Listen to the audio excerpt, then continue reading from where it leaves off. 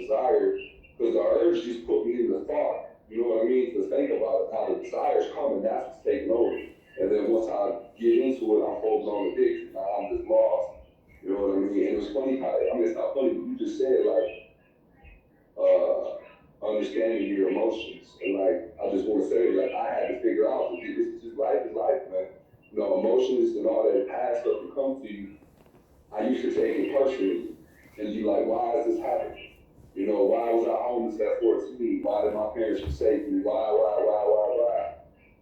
Why did this happen to me? And then I started asking myself, why am I feeling like this? And it just turned my whole perspective around, because when I would ask myself, why am I feeling like this, there was never a good reason. It was always me pointing my finger outward instead of pointing inward. Right. You know what I mean? Because once that emptiness came and it went to the urge, went to the addiction, I'm gone, my desires and everything that I want about my life was all about this drug is pimping me out. You know what I'm saying? So when I came to the realization that I was taking shit too personally, you know what I mean? My emotions and my feelings, this is just what they're not good or bad things. The decision that I was making after I was feeling that way is what messed me up the most. You Right. know, and once I realized that, what's that saying they say, taking turns of life, or taking life on life's terms? Yep. You know what I mean? That shit rings so true with me, because, you know, shit's gonna happen. It's not about how you feel. It's about, for me, it's not about how I was feeling. It's about making the decision when I'm feeling good instead of making it when I was feeling bad. The low and the high mood, the psychological function, you know what I'm saying, the proper state of mind type shit. So, yeah, like, anyway, that's it. Yeah. I think definitely creating those connections, being able to one identify the emotion, right? I think that's a really difficult part too, but also again, how does it affect not only my use but other self-sabotaging behaviors, right? My interactions with others as well. Okay. All right. So we have about 10-15 minutes left. Okay. 10-15 minutes left. I really awesome discussion. I want to mention that we didn't get through the whole PowerPoint, but I think we again had really good discussion, education, and even talking about how to stop playing these roles. And basically that means processing the trauma, and that takes time, right? And a lot of us may have suppressed our emotions, may have fallen into these roles, played these games, right, because it felt comfortable. And basically, we are going to feel very uncomfortable throughout this process. And when we're feeling uncomfortable, the addict mind wants to use. We want that instant gratification. So, giving yourself compassion and patience to understand ourselves. Okay? Does anybody have any other thoughts or questions about these roles? Does anybody else want to share how they relate to these roles?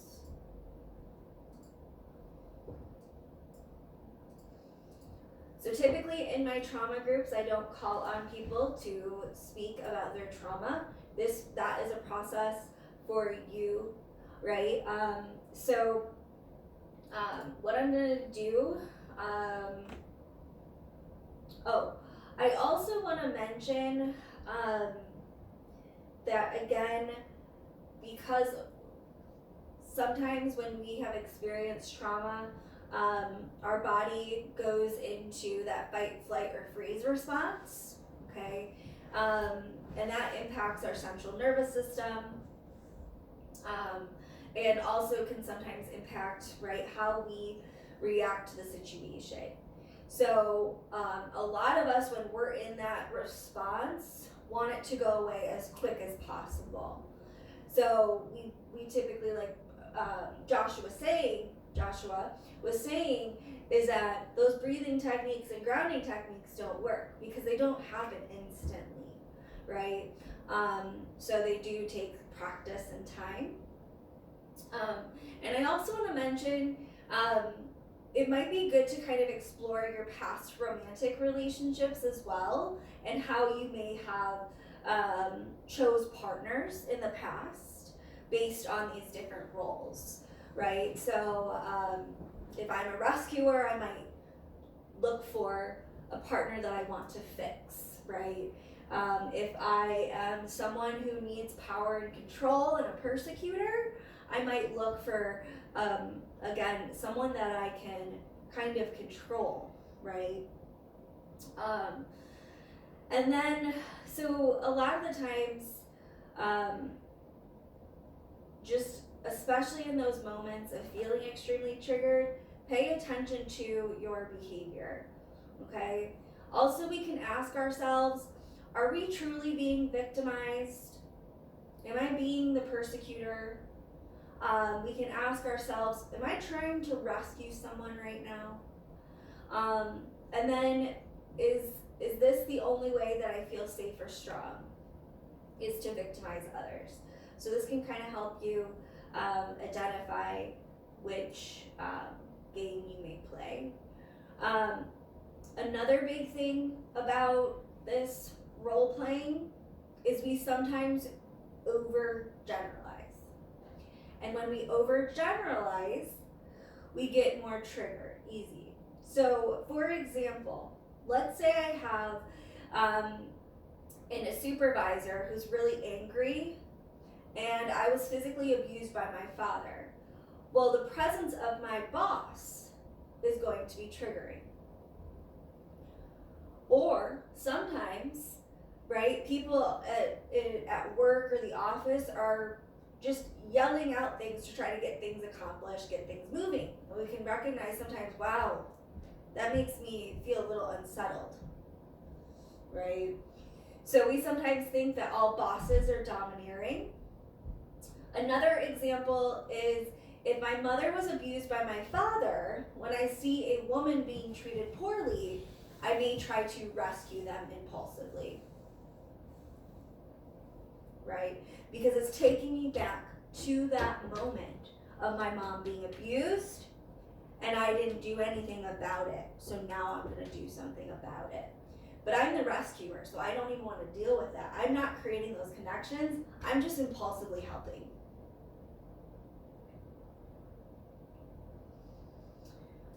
I think that's the big stuff I wanted to try to get out of this PowerPoint.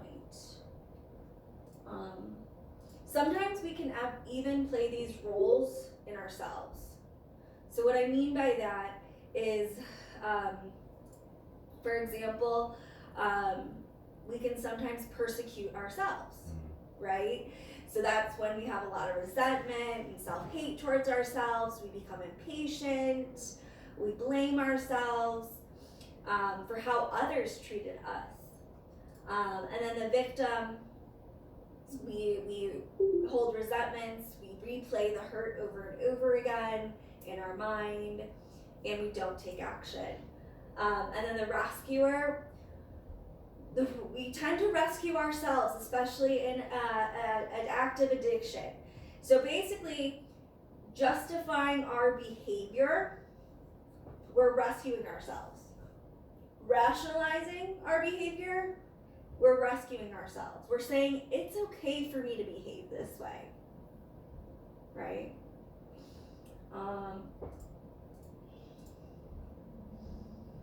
Again, getting off this game is setting your personal boundaries and committing to those, okay? All right, so the objective was to define trauma triad. I hope we did that. The importance of understanding it in recovery and how it relates to addiction.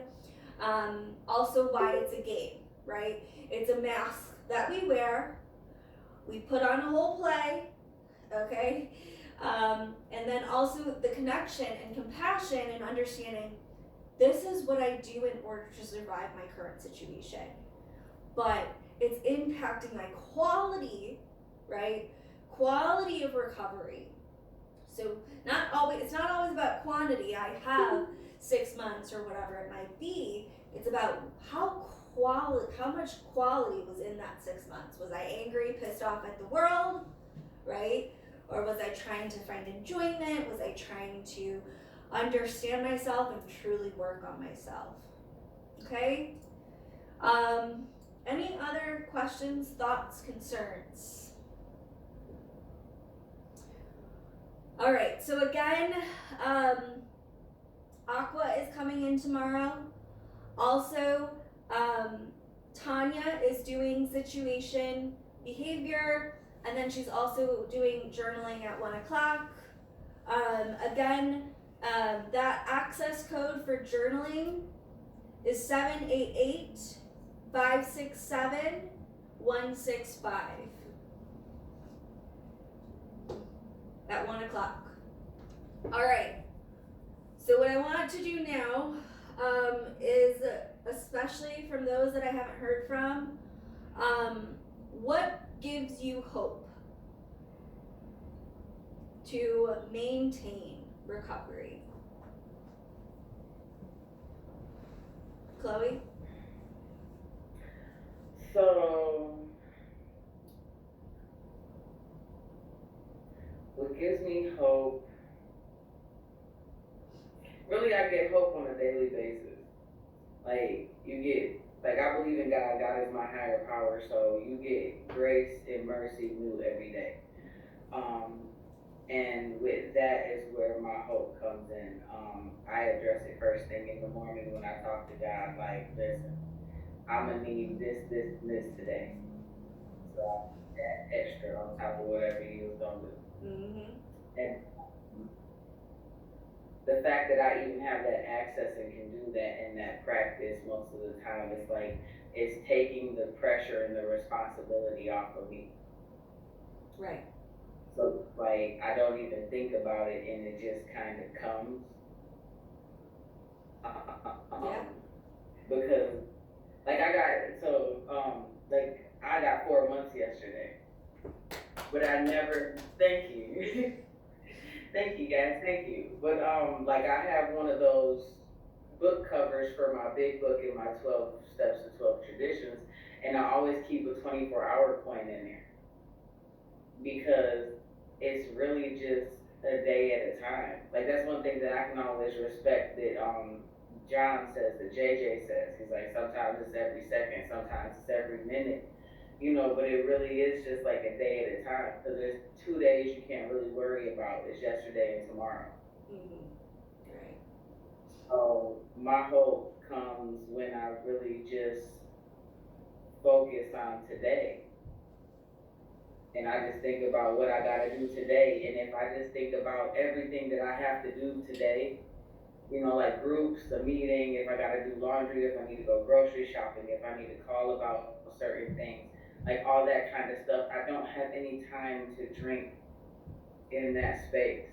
Mm-hmm. Right. Where beforehand I was trying to work all of that around my drinking. My drinking isn't even a thought or a priority. Right. So if I just worry about the day and everything that I have to do and structure my day, then I don't worry about using anything. And that's just my hope. I just hope to get everything done that I have to do today. I'm not hoping to not drink. Right. Good. And that's, if I look at it from that perspective, then it kind of gives me more understanding and helps me achieve that goal. And then I looked up and I had 4 months yesterday. Mm-hmm. And that's what works for me. And I've heard other people share yesterday when I went to the meeting, like they have little ways like that. And they, like one woman had 29 years that I was sitting at the table with. And she's tried everything in the book and was in the military and has trauma and all that. And, AA and her program and her higher power, whenever she focused on that, it's what made the days easier. So that's my thing. Thank you, Chloe. And did you want to share? Yeah, Jessica said she did. Did you already hear from her anyway? Yeah. No. Just for time's sake, if I could see people raise their hand if you relate to Chloe and the idea that spirituality is what helps you with hope of recovery. So Brenda, I see, no, that's not Brenda, that's Maria. All right. Daryl, Jessica, okay, Maria. Okay, got Marie and Maria. Okay. All right. Shannon, Brenda. All right. For those of you who I did not see a hand for, what does anybody else want to bring out? What gives you hope, motivation? Sheena gives you, okay. All right. What about Sean M? What gives you hope or motivation?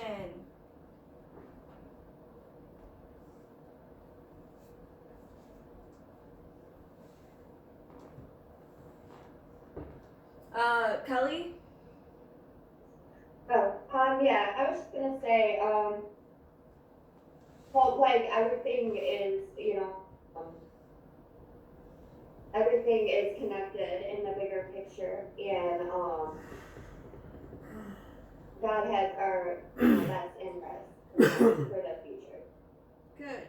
I Kelly miss you. Reginald, what gives you hope? Or did I see your hand for spirituality? I'm not sure.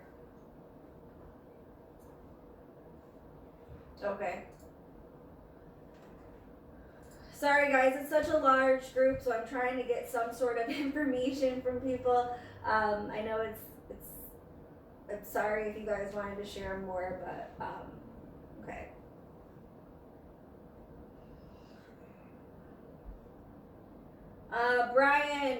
Brian with an I, what gives you motivation and hope?